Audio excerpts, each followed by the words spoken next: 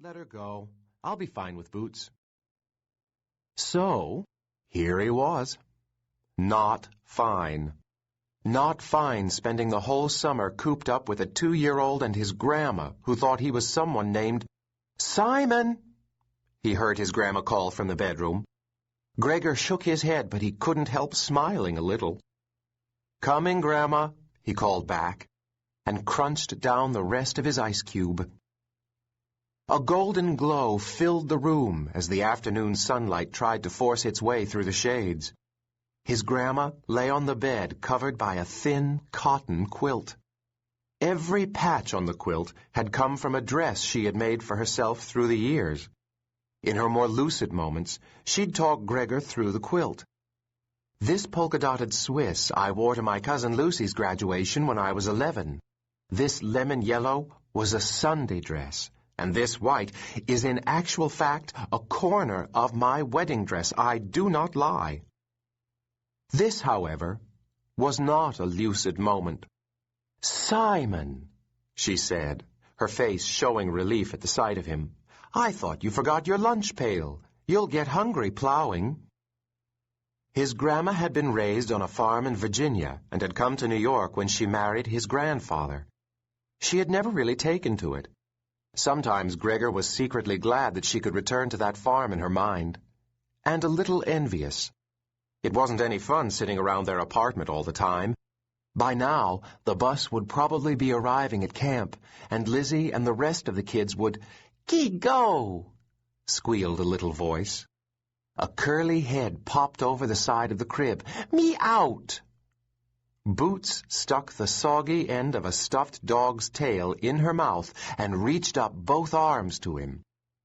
Gregor lifted his sister high in the air and blew a loud raspberry on her stomach. She giggled, and the dog fell to the floor. He set her down to retrieve it. "Take your hat," said Grandma, still somewhere back in Virginia. Gregor took her hand to try to focus her attention. "You want a cold drink, Grandma? How about a root beer?" She laughed. "A root beer? What is it, my birthday?" How did you answer something like that? Gregor gave her hand a squeeze and scooped up Boots. "I'll be right back," he said loudly. His grandma was still laughing to herself. "A root beer," she said, and wiped her eyes. In the kitchen, Gregor filled a glass with icy root beer and made Boots a bottle of milk. "Cold," she beamed, pressing it to her face. "Yes, nice and cold, Boots," said Gregor. A knock on the door startled him. The peephole had been useless for a good 40 years. He called through the door. "Who is it?" "It's Mrs. Cormacy, darling. I told your mother I'd sit with your grandma at 4. A voice called back. Then Gregor remembered the pile of laundry he was supposed to do. At least he'd get out of the apartment. He opened the door to find Mrs. Cormacy looking wilted in the heat. "Hello, you. Isn't it awful? I tell you I do not suffer heat gladly." She bustled into the apartment, patting her face with an old bandana. "Oh, you dream, is that for me?" she said. And before he could answer, she was gulping down the root beer like she'd been lost in the desert. "Sure," Gregor mumbled, heading back to the kitchen to fix another. He didn't really mind Mrs. Cormacy, and today it was almost a relief to see her. Great. Day 1 and I'm looking forward to a trip to the laundry room, Gregor thought. By September, I'll probably be ecstatic when we get the phone bill. Mrs. Cormacy held out her glass for a refill.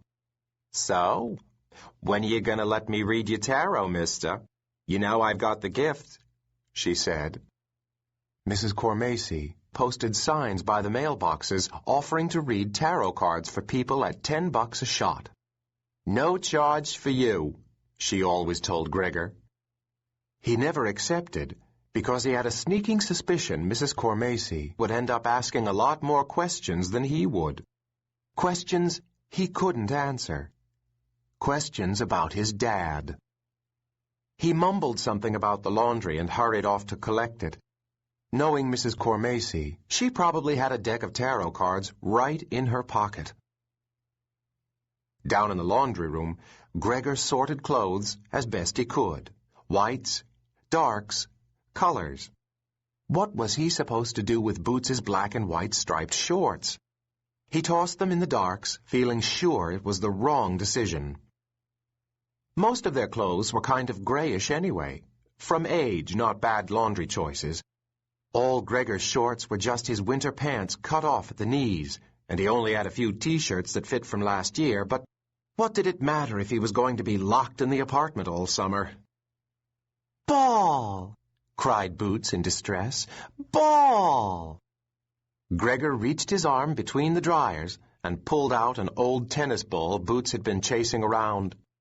He picked off the dryer lint and tossed it across the room. Boots ran after it like a puppy. What a mess, thought Gregor, laughing a little. What a sticky, crusty, dusty mess. The remains of her lunch, egg salad and chocolate pudding, were still evident on Boots's face and shirt.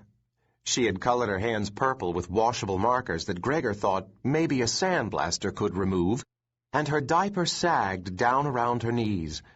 It was just too hot to put her into shorts. Boots ran back to him with the ball, dryer lint floating in her curls. Her sweaty face beamed as she held out the ball. "What makes you so happy, Boots?" he asked. "Ball," she said, and then banged her head into his knee, on purpose to speed him up. Gregor tossed the ball down the alley between the washers and the dryers. Boots flew after it. As the game continued, Gregor tried to remember the last time he'd felt as happy as Boots did with her ball. He had had some decent times over the past couple of years. The city middle school band had gotten to play at Carnegie Hall. That was pretty cool. He'd even had a short solo on his saxophone. Things were always better when he played music. The notes seemed to carry him to a different world altogether. Running track was good, too, pushing his body on and on until everything had been drummed out of his mind. But if he was honest with himself, Gregor knew it had been years since he'd felt real happiness. Exactly 2 years, 7 months, and 13 days, he thought. He didn't try to count, but the numbers automatically tallied up in his head. He had some inner calculator that always knew exactly how long his dad had been gone. Boots could be happy. She wasn't even born when it happened. Lizzie was only 4, but Gregor had been 8 and had missed nothing. Like the frantic calls to the police who had acted almost bored with the fact that his dad had vanished into thin air. Clearly, they'd thought he'd run off. They'd even implied it was with another woman. That just wasn't true.